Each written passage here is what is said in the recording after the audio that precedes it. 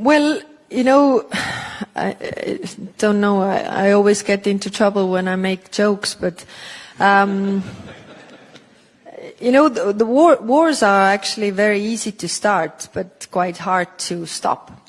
And nobody knows what is the outcome.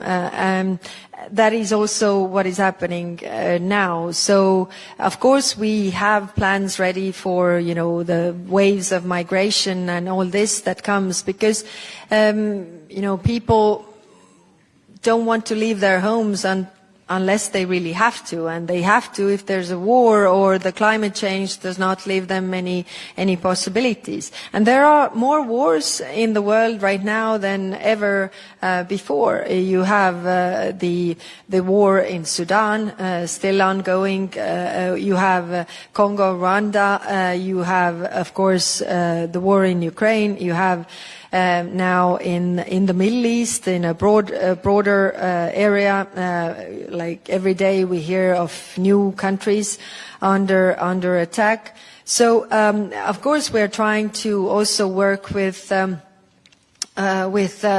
diplomatic track to end this. And there, you know, there's always one thing is the declaration that now is peace. You just bang the heads together and say, you know, just admit that there is peace. But that is actually not sustainable, because the societies need to buy into this. You know, for the whole of society approach, if you think of Colombia, I mean, I don't remember what year it was, but, you know, there was a peace agreement, but the society didn't accept it.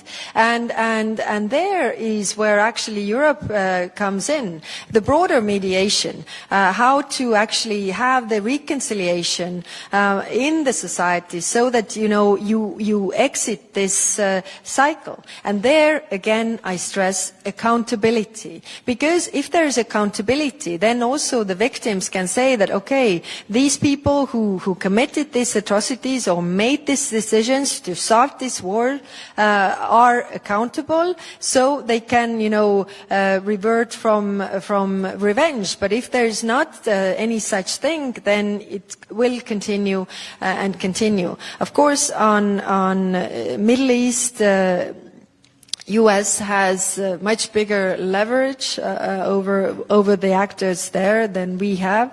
But again, you know, we are trying to help with the tools that we have in our hands. Okay, thank you so much. Now